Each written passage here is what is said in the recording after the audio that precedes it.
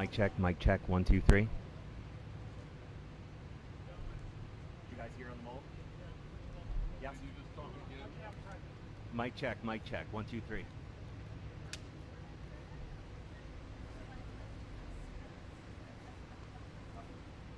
No, we're good. Oh, good. We were just asking for a little more, that's all. Okay, but you're good? You're happy? Everyone good? That's all that matters.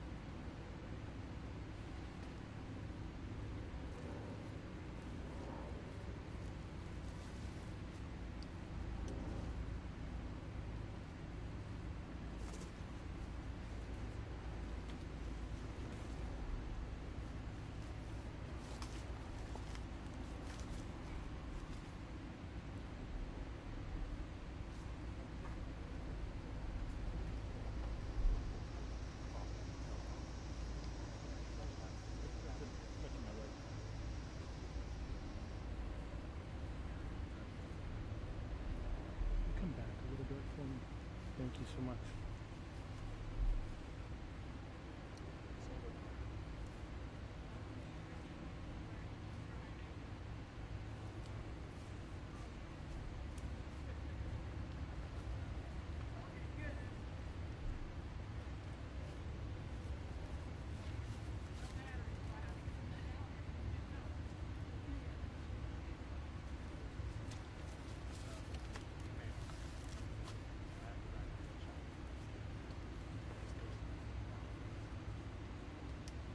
I'll need you down too. So.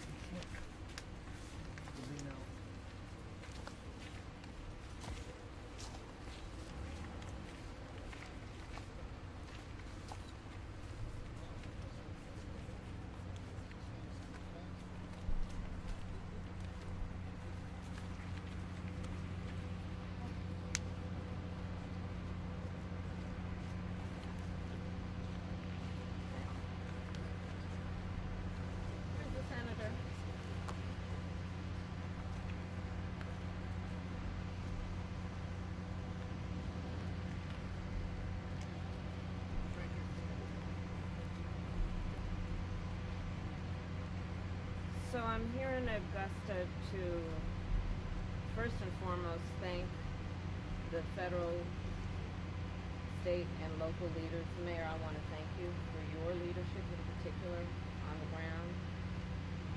I am here to personally take a look at the devastation, which is extraordinary, and it is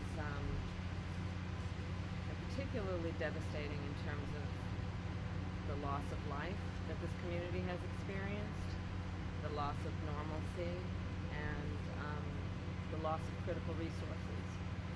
And so I'm here today to thank all of those who are working to get folks the support and the relief that they so desperately need and so rightly deserve.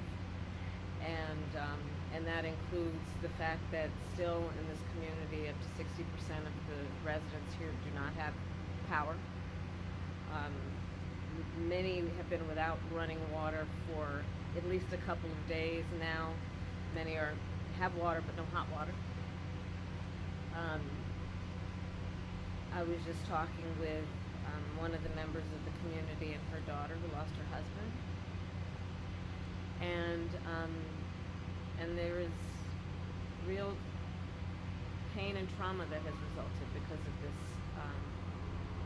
this hurricane and what has happened in terms of the aftermath of it. I do want to acknowledge and thank the first responders who have been extraordinary. Having met with them, they are the kind of folks that are the heroes in moments of crisis, who do extraordinary work that is about lifting up other people. As it relates in particular to the leaders who are here and doing that work, including the first responders, most of them, as it relates to the local folks, are folks who have personally, and their families have personally experienced loss and devastation, and yet they leave their home, leave their family to go to centers like where I was earlier to do the work of helping perfect strangers. And it really does highlight the nobility of the kind of work that these public servants have dedicated themselves to, which can be in moments of crisis like this so selfless in the way that they do that work. The President and I have been paying close attention from the beginning to what we need to do to make sure the federal resources hit the ground as quickly as possible. And that includes what was necessary to make sure that we provided direct federal assistance, and that work has been happening. I want to thank the governor for his leadership and his close coordination with the federal government, with our administration, and I want to thank the local leaders for together creating a task force-like response, knowing that we are at our best when we work together and coordinate resources, coordinate our communications to the maximum effect for the community that has been impacted. And the federal relief and assistance that we have been providing has included FEMA providing $750 for folks who need immediate needs being met, such as food, baby formula, and the like. And you can apply now for anyone who's watching this who has been affected. There are FEMA personnel who are going door to door to interact personally with folks, especially those who do not have electricity. But also that aid, if you have electricity, can be applied for online, and I encourage people to do that. FEMA will just basically verify your address, and then the process should take hold. FEMA is also providing tens of thousands more dollars for folks to help them be able to deal with home repair, to be able to cover a deductible when and if they have insurance, and also hotel costs. Today I'm also announcing that the President has approved the governor's request for 100% federal reimbursement of local costs. And Mayor, as you have pointed out, the burden to local governments, including the state government, is pretty immense. And so by announcing today and making the dedicated resources to cover 100% of local costs, will have a huge impact on our ability to get relief to people as quickly as possible. And that will include, for example, what the federal government will do to reimburse local and state governments around issues like debris removal, which you can see just up and down this street, much less in other areas of the state and in the region. This is a big issue. I was speaking with one of the residents of the community who needs that big tree removed so she can actually get to work and make sure that her child is able to get to school when the schools reopen. So this is a very big part of the recovery process. That money of the federal reimbursement will also help with emergency services that are now being provided by the state, so that they can be reimbursed and then have the resources to keep providing those emergency services. Also, we will be covering the local government costs for food, water, and shelter. Again, resources that are desperately needed by the members of this community. And so my final point to the residents of this community and the region is that we are here for the long haul. There is the work that we have done together that was the immediate response, well, preparation for, and then the immediate response after. But there's a lot of work that's going to need to happen over the coming days, weeks, and months. And the coordination that we have dedicated ourselves to will be long-lasting, to get families, to get residents, to get neighborhoods back up and running. And my last point is this. I think that in these moments of hardship, one of the beauties about who we are as a country is people really rally together and show the best of who they are in moments of crisis. And we've seen that throughout the region, where communities are coming together, where people are helping perfect strangers, where they are providing food, water, shelter for their neighbors, and that neighbor may be somebody they've never met before, but are doing the work of helping each other out. And I think it really highlights the fact that the vast majority of us have so much more in common than what separates us, and that the best of the strength of who we are is we come to each other's aid in a time of need. So I thank everyone for doing that kind of work every day.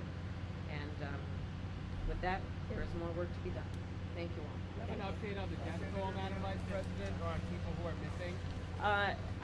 I did receive updates in terms of what's happening in the state, and so far the number looks to be 33. The mayor was just sharing with me 7 alone in Augusta, Richmond County. So the numbers are coming in, and part of the challenge of being accurate at this moment is that there are still so many areas that are remote, also rural areas, areas that are not easily accessible. So the assessment of the damage is being done across the board, and of course the highest priority is to locate and determine individuals, people who are in need, and making sure we're getting to them as quickly as possible. Okay, thanks everybody. We're going to move, if you'll just follow our press lead this way.